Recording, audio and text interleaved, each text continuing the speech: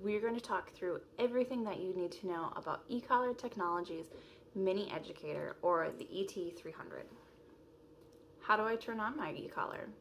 So when you have your ECollar, there are going to be two matching dots, one on the remote and one on the ECollar.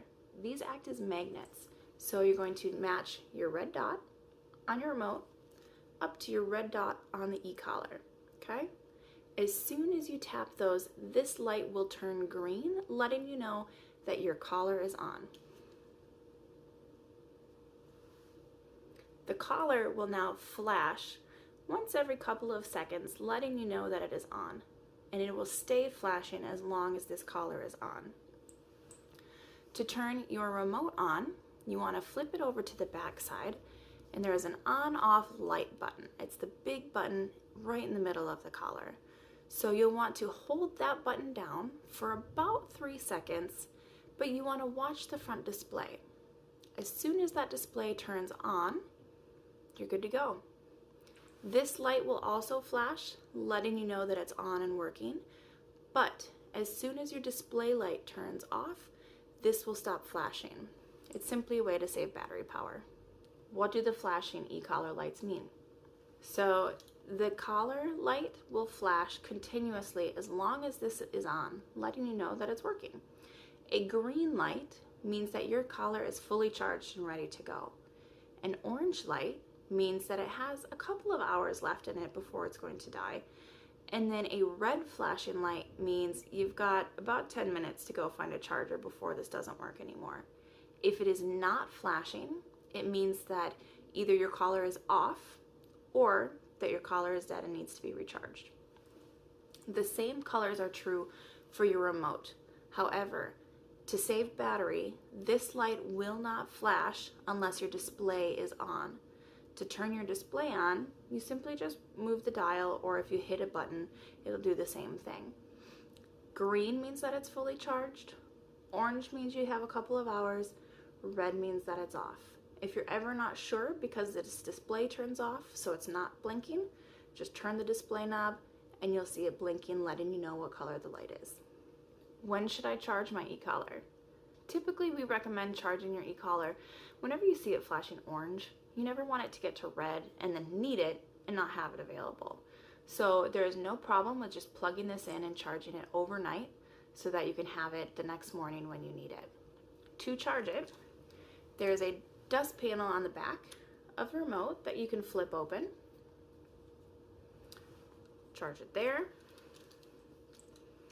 And on your ECollar itself, on the bottom, there's another dust cover.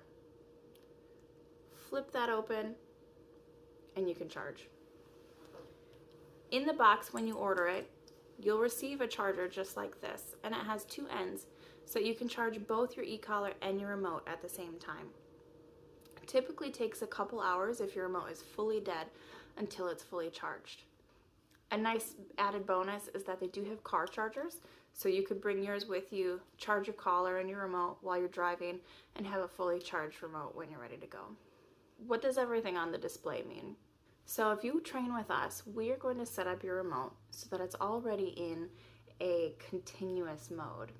The way that you change the modes is on the back. Remember, you have your on-off button here. This little button next to it, it has an MC for momentary continuous. That allows you to change the mode between momentary and continuous mode. We will set yours up so that it's in continuous when you already arrive and receive your collar. So now, if you look at your display, we'll see a couple of things. The number in the middle is the level of stimulus that your dog will be feeling. These levels change in 1 level increments, and we change them by turning the dial up or down, and you can see that it goes 1 at a time. This really lets us fine-tune your levels to what your individual dog needs. You will also see on the top, it is flashing 1D. That just means one dog, or one dog collar is attached to this remote right now. You can set it up so that you can attach more than one dog collar. It would then flash 2D, and your buttons would look a little bit different in what they can do. You will also see a C on the side of the screen, and that means continuous. So when we're talking about continuous mode, it allows us to either tap a button or hold a button continuously. As long as your finger is on that button, your dog will feel that stimulus at the level on the screen. Now, when we are working with this remote, you may wonder, does my dog feel this? Is it working? And so we can always verify that at least the remote is working, because when you hold down a button, this is going to be red, letting you know it's sending out a communication, and the light on the collar is also going to be red. Now, if I hold these for 10 seconds, I still have my finger on that button, but the lights have turned off. That is a really nice safety feature, so that you cannot hold it down too long. If after 10 seconds you need to give your dog another message, you release and you hold again. But after 10 seconds, it will stop sending that signal. This is really great for families with young kids in the family that maybe grab the remote unexpectedly. You're going to have a safety feature there to make sure that the dog isn't receiving that stimulus for too long. How do I turn on my collar's LED light? So one thing I love about this collar is that it has an LED light. If you are walking your dog at night, if you let your dog out in the yard, you can turn on a light so that it's easier to see them. So this flashing light right here is also that LED light. To turn it on, we're going to look at the back of our remote at that on-off light button, the big button right in the middle. If we tap that just briefly, this light will start to flash once every couple of seconds. If the flash annoys you or you don't like it, you can turn it to solid by tapping that button again, and now you have a solid light so that you can see your dog or people can see you while you're out walking at night. To turn it off, you tap that button again briefly, and now this light is off, and it'll go back to just flashing that level to let you know, hey, your battery is fully charged. How do I switch my collar between vibrate and tone? So did you know that this collar can offer a couple different options when we're trying to change our buttons? So I typically have these collars set up to tone. We teach the dogs in our training program that when they hear a beep on a collar, it means come find me. So we are using the T button. It's on the side here. And if we tap that button, your dog will hear a tone. We teach them that that means recall. It's super helpful. This collar can go up to a half mile away, and so your dog could be a half mile from you. You could tap this, your dog would hear it because it's right next to their ear, and they will come back to you. Super nice. But let's say you don't want the tone for whatever reason, and you want to switch to vibrate. You'll use the same T button, but we need to change a setting. So what we're going to do is you have to turn your level all the way down to 0. And then on the back, you're going to hit the power button followed by your T button. You will hear a little beep from this when you do so. So power T. It did a double beep, and now if I hold that button down, we get a vibrate out of this collar. I don't use vibrate a lot because it startles a lot of dogs and can cause some fear and frustration, but it is an option that is available to you. To switch back from vibrate to tone, we'll do the same process. So we want to turn your level all the way down to 0. We're going to turn it around. We're going to hit power and then your T button. It will beep, and then we'll be back in tone mode. So power, tone, did a little beep there, and now if I hit my T button, we're back on that tone. Help, my ECollar level is locked. We get this question all the time, and it's a really useful benefit of this collar, but it can be really stressful if you don't know what you're doing, why it happened, how to fix it. So let's talk about how to change your lock on the collar. So if we want to change the number on your dial or your dog's stimulus level, you're going to turn this knob here. Now it's really nice. You have a lot of flexibility to change it to whatever your dog needs. But let's say you have a really sensitive dog and you don't want it to go too high accidentally.